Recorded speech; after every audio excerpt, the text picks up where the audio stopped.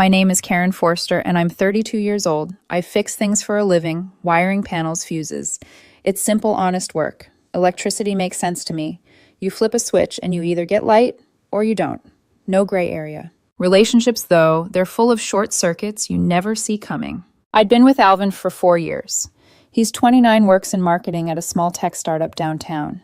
The kind of guy who talks about branding synergy and market storytelling over breakfast while I'm trying to figure out which breaker tripped. Different worlds, but it worked. Or at least it used to. A year ago, we moved in together. Split everything, 50-50 like adults who thought balance was the same thing as love. We had a rhythm. I'd get home by 5, dinner by 6, talk about our days. It wasn't fireworks, but it was steady, reliable. Then about 3 months ago, I started hearing a new name in his stories. Daphne Winters. At first, it was casual.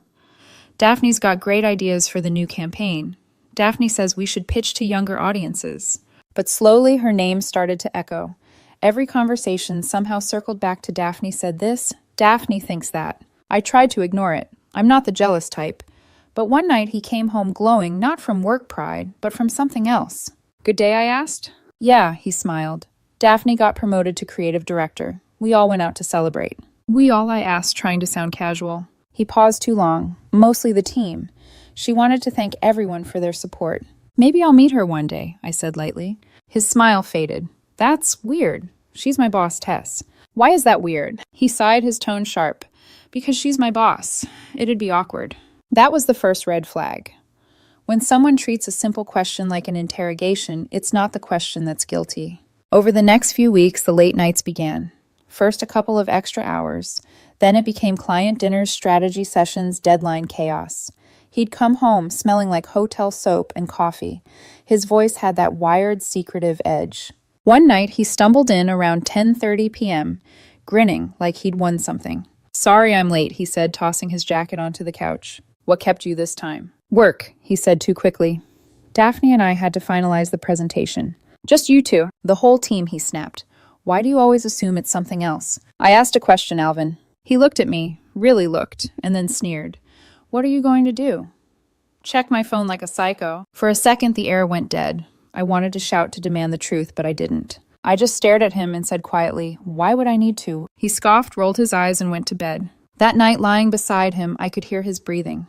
Calm, unbothered, like the guilt had already burned out of him. I wasn't planning to snoop or start a fight. I've learned that truth doesn't hide in phones, it hides in behavior.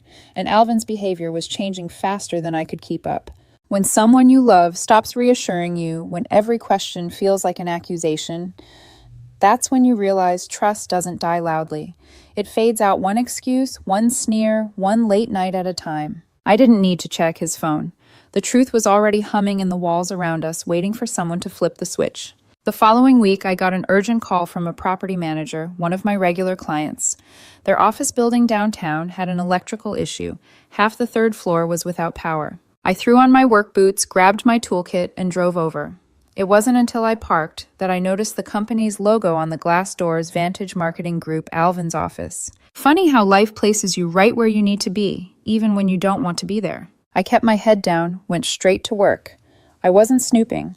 I was on the 3rd floor, and Alvin's office was on the 5th. Still, part of me couldn't ignore the irony. Around noon, I took the elevator down to the lobby to grab a sandwich. The doors opened, and there he was, Alvin. And standing beside him was Daphne Winters. They were laughing close enough that their shoulders brushed. No one else from his team in sight. Just the two of them stepping out of the elevator like they'd shared a secret. His smile faltered when he saw me. Karen. Hey, what are you doing here? I smiled calmly, like my heart hadn't just dropped into my stomach. Working. Johnson Property Management called. Power issue. I looked at Daphne. And you must be the famous Daphne. She reached out to shake my hand. Elegant, perfectly polished nails, that confident corporate smile. So nice to finally meet you. Alvin's told me so much about you. Has he? I said. All good things, I hope. Daphne chuckled. Oh, he keeps his personal life pretty private. Interesting. Because I could recite her resume, favorite lunch spot, and the name of her rescue cat from all the times Alvin had casually brought her up. Where are you two headed? I asked almost playfully. Just grabbing lunch, Alvin said quickly. Team debrief. Team, I looked around the empty lobby. Guess they're running late. Daphne's smile flickered for just a second, then she recovered. They'll meet us there, right? Well, have fun. I turned to leave, adding lightly, don't let the food get cold. As I walked out into the sunlight, the reflection in the glass doors showed them standing there. Alvin staring after me, Daphne whispering something into his ear. I didn't cry. I didn't even shake. But something inside me cooled. It's strange when betrayal begins, you don't explode, you crystallize. That night, I went home before he did. I set 2 plates on the table, even though I knew he wouldn't show. When he finally came in around 9:30, smelling faintly of white wine and perfume, I didn't say a word. The next morning, while he was in the shower, I opened my laptop. I wasn't going through his messages, no. I typed Daphne Winters, Vantage Creative Director into Google. There she was, perfectly curated LinkedIn profile. Award-winning campaigns, a smiling headshot that made my stomach twist. Then I clicked one more link, her husband's page. Dominic Winters, real estate developer, 2 kids, family photos, a man in a tailored suit, his arm around Daphne, their children grinning beside them. The caption under one post read, Sunday family brunch, nothing better, posted last weekend. The same day, Alvin said Daphne was working overtime on budget projections. I sat there staring at that smiling family. If electricity made sense, love should too. But love doesn't follow rules, it follows patterns. And Alvin's pattern was getting painfully clear. I closed the laptop and leaned back. I didn't feel rage, not yet. What I felt was clarity. When I'm angry, I don't shout, I plan. Over the next few days, I stopped asking questions and started watching. Thursday night, he said he was at a yoga class with coworkers. His gym bag was still by the door. Friday, he claimed he was meeting his sister. She posted a photo online from a concert 2 hours away. Saturday, he left early, claiming work brunch. He didn't take his laptop. Every lie had a pattern, and every pattern had a story. By Sunday, I had stopped checking the clock when he was late, because now I wasn't waiting for him. I was observing him. And in that silence, in that calculated stillness, I realized I wasn't planning revenge. I was planning clarity. It happened on a Saturday night, one of those evenings where the silence in your apartment feels heavier than any sound could. Alvin had left earlier that afternoon, saying he had to attend an industry networking event at the downtown Marriott. Last minute, apparently. He'd kissed my forehead before leaving, like always. Don't wait up, he'd said. And I didn't. I'd already stopped waiting for anything from him. Around 9:15 p.m., my phone buzzed. Unknown number. Normally, I'd ignore it, but something made me swipe. Hello. A woman's voice, tight and nervous. Is this Karen Forster? Yes, who's this? I'm sorry to bother you this late. My name's Rachel. I work for Dominic Winters. The name made my spine go still. Dominic Winters. Daphne's husband. She exhaled shakily. Yes. Mr. Winters asked me to call you. He'd like to meet privately. Tonight, if possible. It's important. I didn't ask how he got my number. Some truths don't need explanations.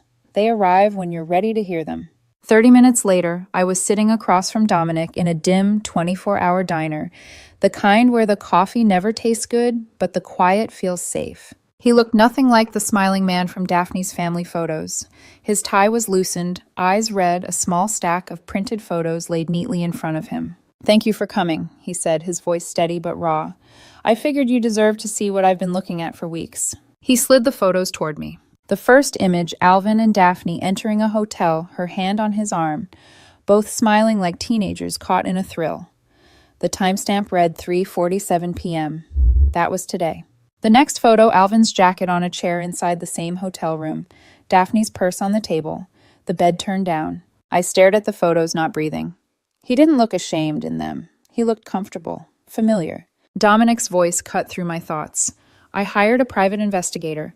I needed proof before confronting her. I didn't realize he'd find you too. I'm not the one who cheated, I said quietly. He nodded. I know. I've seen this pattern before with her. I just thought maybe this time she'd changed. For a moment, neither of us spoke. The air between us was thick with humiliation, 2 strangers bound by the same betrayal. Finally, I looked up. What are you planning to do? His lips tightened into something halfway between a smile and a grimace. Not sure yet. But I know what she values most. Her image, her career, her reputation. I nodded slowly. And Alvin. Dominic's eyes met mine. Collateral damage, if it comes to that. That should have scared me, but it didn't. Because in that moment, I realized I wasn't just heartbroken. I was done. You didn't have to call me, I said. Most people would have just sent the evidence anonymously. He shrugged. Maybe I wanted to see who else she'd fooled. Turns out you're not what I expected. Neither is she, I murmured. When I stood to leave, he said softly, You don't strike me as the type to yell or throw things. I'm not, I said, slipping the photos into my jacket. When I'm hurt, I get quiet. When I'm angry, I paused, meeting his gaze. I get precise. I walked out of that diner, feeling something I hadn't felt in months: control. I didn't cry. I didn't text Alvin. I didn't even wait for him to come home. Instead, I sat at my kitchen table staring at the pictures one last time before sliding them into an envelope and tucking it in the drawer beside my breaker manuals. He'd lied and lied beautifully. But he'd forgotten that electricians like me know one thing better than anyone. Every system has a breaking point. You just have to find the right wire to cut. By Monday morning, the first spark had already caught. I was back on site at another building when my phone buzzed, a message from Alvin. Alvin, you won't believe the chaos at the office today. Me. Try me. Alvin.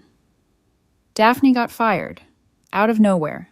Something about code of conduct violations. It's ridiculous. I stood in the elevator, the hum of machinery around me sounding almost like laughter. Code of conduct violations. Dominic hadn't wasted time. Me. Wow. That's unexpected. Alvin. She didn't do anything wrong. They're just jealous. She's too good at what she does. Me. You sound upset. Alvin. Of course I'm upset. She was my mentor. I smiled faintly at the word mentor. That's one word for it. At home that evening, he burst through the door, angry, frantic. This whole thing is political, he said, pacing. They're trying to make her a scapegoat. She got promoted too fast, and some people couldn't handle it. I stayed silent, drying dishes, letting him dig his own grave with every defensive sentence. She's a good person, he continued. She doesn't deserve this.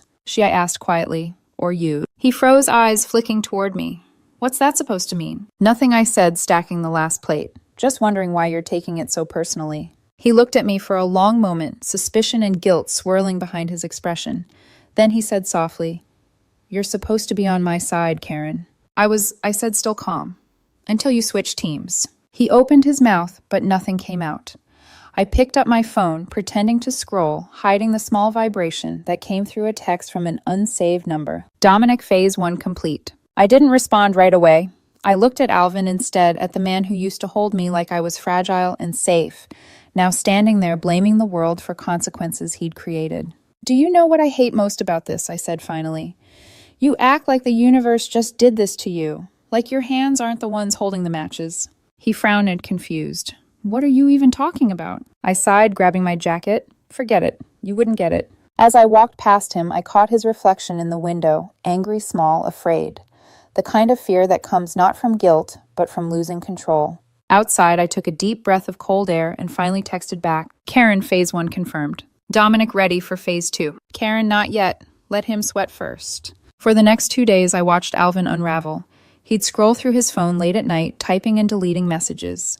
He'd check work emails, constantly snapping if I asked how things were going. Every time he mentioned Daphne, it was with that same frantic edge, the panic of someone watching their lies crumble in public. By Wednesday, the gossip at his office had spread.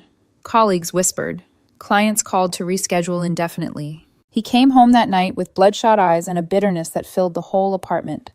Someone set her up, he muttered. I swear someone planted all that crap about her. Hotel bookings, expense reports. It's ridiculous. I leaned against the counter. Sounds like someone gathered receipts. Exactly, fake ones, obviously. Or maybe I said slowly they weren't fake. Maybe they were just organized. He stared at me. What are you implying? Nothing. Just that people tend to underestimate how neat reality can be when it finally sorts itself out. He shook his head. You've changed, Karen. I finally see clearly. That's not change, it's correction. He turned away, muttering something about betrayal and loyalty. I let him. Because that night I realized I didn't need to confront him anymore. He was already fighting a ghost that looked exactly like his reflection. And me, I just had to stand still and watch the fire. He started to consume everything he thought was his. By Thursday morning, the whispers at Alvin's office had evolved into headlines. His company announced a formal audit into all projects supervised by Daphne Winters. Expense reports, travel budgets, client meetings that didn't exist. Every trace of her name now smelled like scandal, and his was right beside hers. When he came home that night, he didn't speak. He just dropped his keys, slumped into a chair, and stared at the wall. I poured him a glass of water and set it on the table. He didn't touch it. Finally, he said barely above a whisper, "You think I cheated, don't you?" I looked at him. "You think I need to answer that?" He sighed, rubbing his temples. "It wasn't like that, Tess. She understood me. We were just close, that's all." "Close enough for hotel receipts." His head snapped up. "What?" I tilted my head slightly. "Oh, come on. You're good with stories. I'm sure you've already rehearsed one." He went pale. "You've been talking to someone." "I talk to a lot of people. Some just tell the truth faster than others." He stood angry now. "You went behind my back." I cut him off quietly. "Behind your back, Alvin, that's where you live now." The silence that followed was colder than anything I'd ever felt between us. He didn't deny it again. He didn't apologize either, just sat there staring at his hands, whispering I made one mistake. I turned toward the window. "No, you made 100 choices that led to one outcome." That night I started packing quietly, methodically. Not with rage, but with relief. When the first box was sealed, my phone buzzed again. "Dominic, Phase 2. Karen, go ahead." 2 hours later, the dominoes began to fall. By morning, a new leak hit the business news blogs. Details of Daphne's affair with a subordinate, conflict of interest violations, misuse of company funds. Her reputation disintegrated overnight. Alvin's name appeared once in an internal memo, potential involvement pending review. By Friday afternoon, he was suspended indefinitely. When I got home, he was sitting on the floor, surrounded by half-packed boxes, eyes rimmed red. "You knew this would happen," he said bitterly. "You wanted this." I crouched down across from him. "No, I just stopped protecting you from yourself." He clenched his jaw. I lost everything. I met his gaze steadily. "You didn't lose it, Alvin. You traded it." He laughed hollowly. "You're cold." "I'm calm," I said. "Big difference." He looked away, voice breaking. "I'm sorry. I really am. I didn't mean to hurt you." I nodded. "You didn't mean to get caught." For a long moment, neither of us spoke. Then I stood, grabbed my last bag, and walked to the door. He followed. "Where will you go?" "Somewhere with less static." "Tess, wait." I turned. For what another lie. He flinched. "Goodbye, Alvin." When I stepped into the hallway, I didn't feel victorious. Just lighter. Like the weight of his constant noise had finally shut off, leaving only quiet. As I reached the elevator, my phone buzzed once more. "Dominic. She's filing for divorce. You free for coffee?" I stared at the message for a moment, then smiled faintly. "Karen, sure. But make it strong. I'm done with anything weak." I slipped my phone back into my pocket and walked out of that apartment for the last time. Sometimes revenge isn't a scream. It's the sound of a door closing quietly while the fire burns behind it. And I didn't even have to strike the match. 6 months later, the world felt cleaner, like the static had finally cleared from the air. I'd moved into a small apartment above a bakery on the east side of town. Mornings smelled like warm bread and cinnamon. Nights were silent, except for the hum of city lights outside my window. My electrical business had taken off. Word spread fast in this town about people who do good work and keep their promises.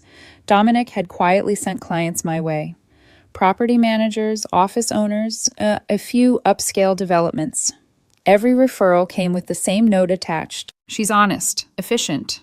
You'll want her on your team." Funny how that sounded almost like revenge wearing a suit and tie. Sometimes I'd think about Alvin, not with anger, but with the same detachment you feel remembering a song you once loved before realizing it never really fit your voice. I heard through a friend that he'd left the city.